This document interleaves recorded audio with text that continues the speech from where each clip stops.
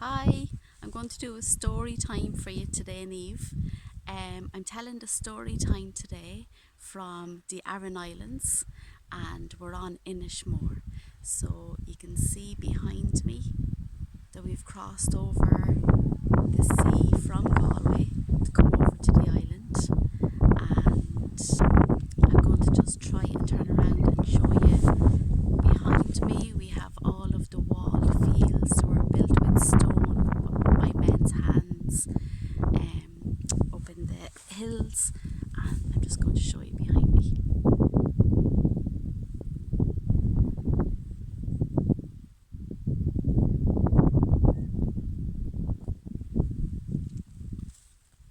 But you're living in a beautiful land, much like your very favourite story, like Tirnanog, and there's lovely stories of old Ireland that have been passed down from mammy to daughter and mammy to daughter.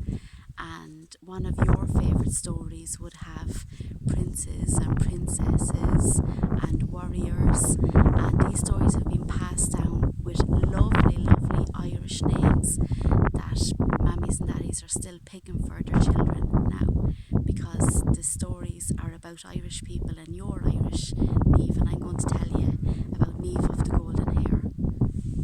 I'm going to read you the story now. One day, some of the Fianna were hunting deer on the shores of Loch Lane in Kerry.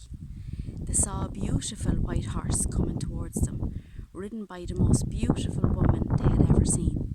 She was wearing a dress as blue as the sky in summer, studded with silver stars, and her long golden hair hung down to her waist. "What's your name and where have you come from?" asked Fionn, the leader of the Fianna. "I've come from Tirnanog," replied the woman. "My father is the king of that land, and I'm known as Niamh of the golden hair." "But why have you come here?" asked Fionn. "I've heard of a warrior called Oisin. Tales of his courage and his poetry have reached far across our land, and I've come to find him and take him back with me to Tirnanog." "Oisin is my son," said Fionn proudly, "and he's indeed a great hero and a poet." Oisin came forward and stood before Niamh, absolutely entranced by her beauty. "Tell me," he asked, "what sort of country is Tirnanog?" "Tirnanog is the land of youth. It's a happy place with no pain and no sorrow and no debt. Any wish you make there comes true, and nobody grows old. If you come with me, you'll see that this is the truth." Fionn was sad to think that his son would leave him and the Fianna, and made him promise to come back soon. "I promise," said Oisin as he mounted the white horse behind Niamh.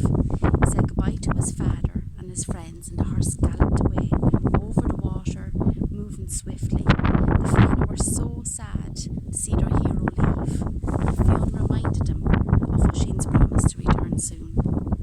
When Oisin and Niamh arrived in Tirnanog, the king and queen there gave him a warm welcome and held a huge feast in his honour of arrival. In the days following the feast, Oisin explored the wonderful land with Niamh of the golden hair, and found that it was exactly as she had said. He hunted and he feasted at night, and he told his stories and his tales about what Fionn and the Fianna and about their lives in Ireland.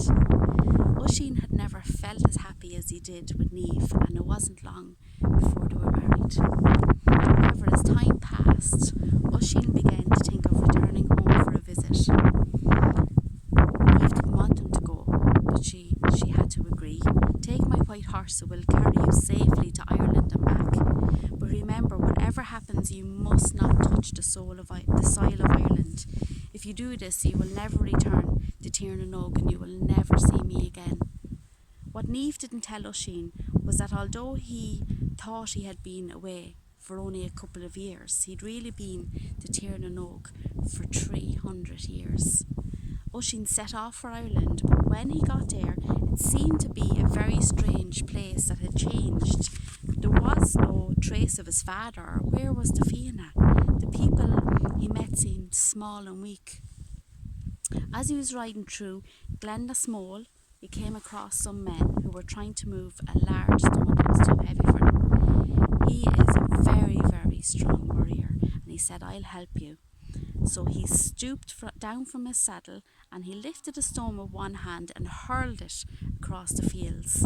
With that, the saddle snapped and Oisin fell from the horse, and as soon as he hit the ground, the horse disappeared, and instead of this strong, young, muscly warrior, the people that were around him suddenly saw an old man with long white hair and a long white beard. While Oisin sat on a rock, recovering his senses and trying to figure out where he was, he remembered Niamh's final word to him as he left Tirnanog. On no account was he to touch the soil of Ireland, or he would never be able to return to Tirnanog again. The people of Clownasmole gathered around the old man. They didn't know what to do to help him, so they brought him to a holy man who lived near. "Where are my father and the Fianna?" Oisin asked. When he was told that he had been dead for a long, long time, he was heartbroken. He told the holy man about the tales of the deeds of Fionn and the Fianna and all their adventures they had together.